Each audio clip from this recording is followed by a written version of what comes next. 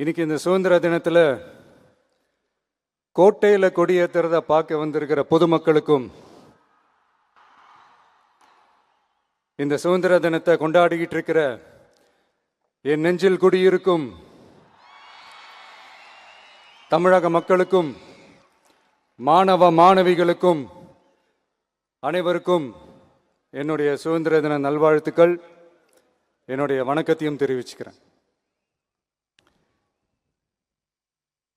தங்களுடைய உயிரை, உடமைய, வாழ்க்கைய எல்லாம் இழந்துட்டு நமக்காக சுதந்திரம் வாங்கி கொடுத்த நம்ம சுதந்திர போராட்ட தியாகிகள், அதில் பிரபலமானவர்கள் மற்றும் பேர் தெரியாதவங்க அப்படின்னு இருந்தாலும் அவங்க எல்லாருக்கும், ஏன் அவங்க ஒவ்வொருத்தருக்கும் தனிப்பட்ட முறையில் என்னுடைய வீர வணக்கங்கள்.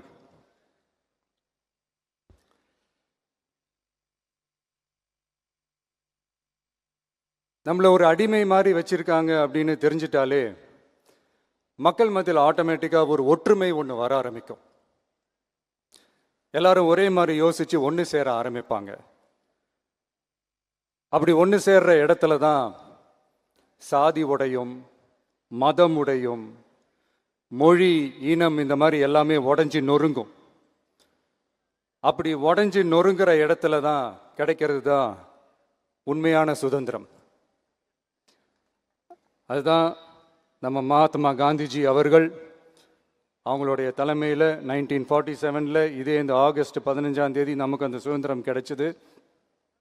இன்னைக்கு நம்ம எல்லாரும் அந்த சுதந்திரத்தை கெட்டியாக பிடிச்சிக்கிட்டு படிப்படியாக டெவலப் ஆகி வந்துக்கிட்டே இருக்கிறோம். அந்த டெவலப்மெண்ட்ஸை அடுத்தடுத்த கட்டத்துக்கு கொண்டு போக வேண்டியது நம்ம எல்லாருடைய ஒரு கடமையும் கூட.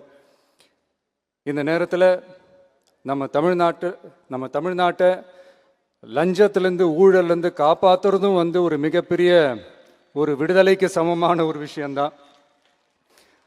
அதை நோக்கி தான் நம்ம அரசும் செயல்பட்டுக்கிட்டு வந்துக்கிட்டு இருக்கு.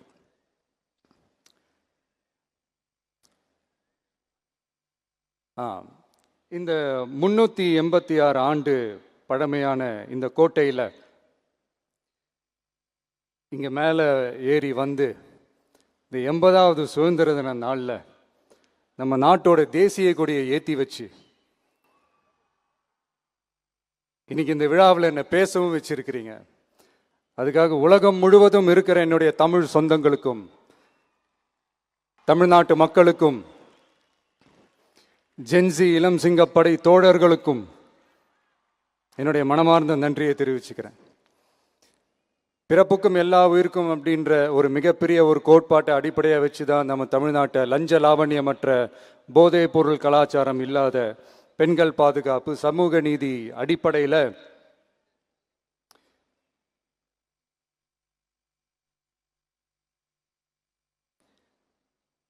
ஒரு வெளிப்படையான, ஒரு உண்மையான, ஒரு நேர்மையான ஒரு நிர்வாகமாக இதை நாம் செயல்பட்டுக்கிட்டு வந்துக்கிட்டு இருக்கிறோம்.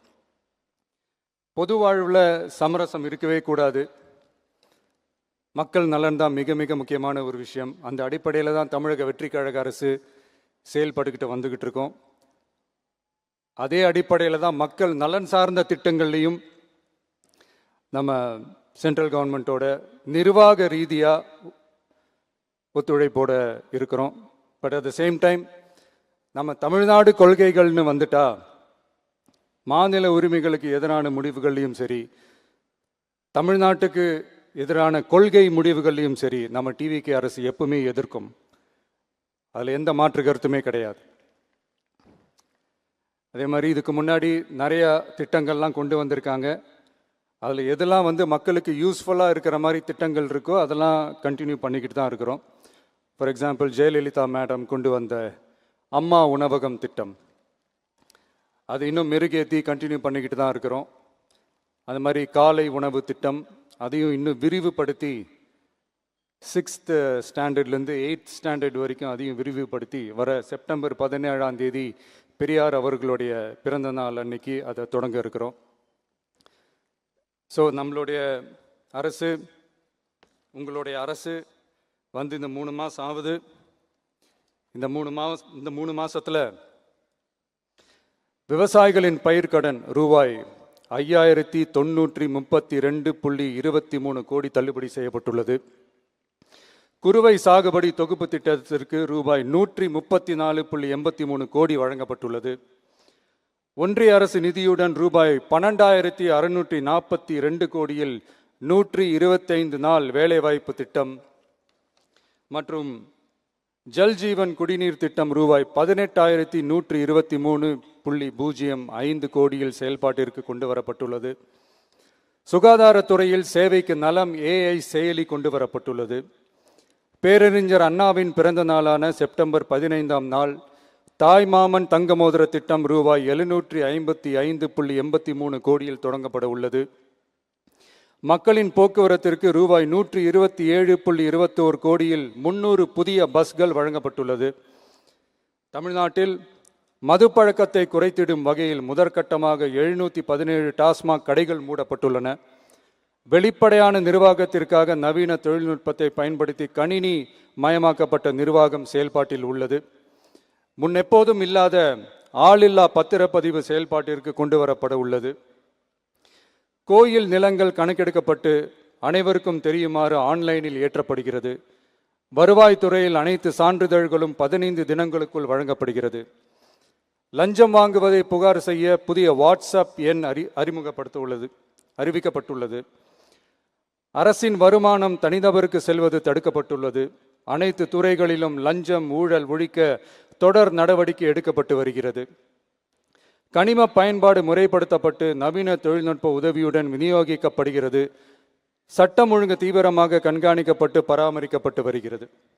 ஜூன் மாதம் 29, 30ஆம் தேதியில் நடந்த மாவட்ட ஆட்சியர் மற்றும் காவல் கண்காணிப்பாளர் மாநாட்டில் சட்டம் ஒழுங்கு பிரச்சனையில் கடுமையான நடவடிக்கை எடுக்க உத்தரவு போட்டிருக்கிறோம். அரசு சொல்லியிருக்கிறோம்.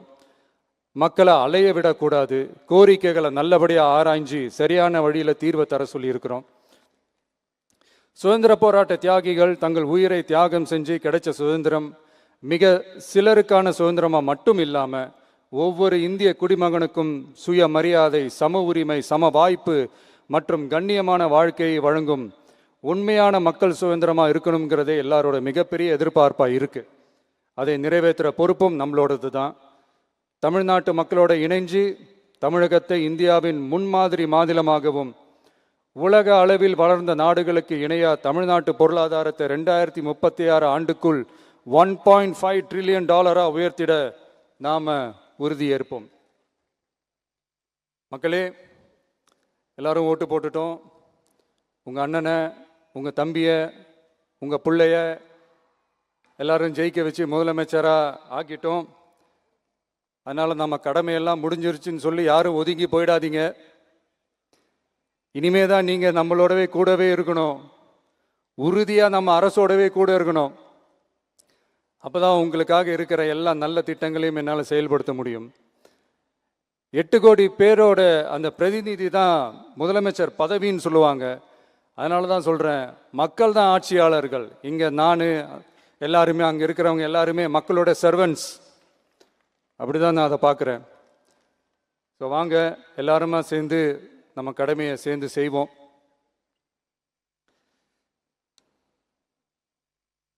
நம்ம அரசுக்கு எதிரான சக்திகளையும் சரி சதிகளையும் சரி முறியடிப்போம். நீங்கள் எல்லாரும் நம்மளோடு இருக்கும்போது எனக்கு வேற என்னங்க கவலை? நல்லதை மட்டுமே நோக்கி நகருவோம். அப்படி நல்லதை மட்டுமே நோக்கி நகரும் உங்கள் அரசு உங்களுடைய எதிர்பார்ப்புகளையும் உங்களுடைய கருத்துக்களையும் மனசில் வச்சுக்கிட்டு தான் நல்ல சிறிய புதிய அறிவிப்புகளை அறிவிக்க இருக்கிறோம். அதில் ஒரு சிலதை மட்டும் இங்கே நான் படிக்கிறேன். 1, தாய்நாட்டிற்காக தன்னலமற்ற தியாகம் செய்து நமது நாட்டின் பாதுகாப்பிற்காக அரும்பாடுபட்ட முன்னாள் படை வீரர்களின் நலன் கருதி அவர்களது 2 மகள்களுக்கும் வழங்கப்படும் திருமண நிதி உதவி 25,000 ரூபாயிலிருந்து 50,000 ரூபாயாக உயர்த்தி வழங்கப்படும். 2, மாற்றுத்திறன் கொண்ட முன்னாள் படை வீரர் மற்றும் அவர்களை சார்ந்தோர்களுக்கு வழங்கப்பட்டு வந்த மாதாந்திர நிதியுதவி 5,000 ரூபாயிலிருந்து 7,000 ரூபாயாக உயர்த்தி வழங்கப்படும். 3, மாநில அரசால் விடுதலை போராட்ட வீரர்களுக்கு வழங்கப்பட்டு வரும் மாதாந்திர ஓய்வூதியம் 23,000 ரூபாயாக உயர்த்தி வழங்கப்படும். 4, மாநில அரசால் விடுதலை போராட்ட தியாகிகளின் குடும்பங்களுக்கு வழங்கப்பட்டு வரும் மாதாந்திர குடும்ப ஓய்வூதியம் 12,500 ரூபாயாக உயர்த்தி வழங்கப்படும். 5, வீரபாண்டிய கட்டபொம்மன், முத்துராமலிங்க, விஜய ரகுநாத சேதுபதி, மருது சகோதரர்கள் மற்றும் வாவு சிதம்பரனார் ஆகியோரின் வழித்தோன்றல்களுக்கு வழங்கப்பட்டு வரும் மாதாந்திர சிறப்பு ஓய்வூதியம் 11,500 ரூபாயாக உயர்த்தி வழங்கப்படும். இவற்றிற்கான அரசாணைகள் அரசால் வெளியிடப்பட்டுள்ளது.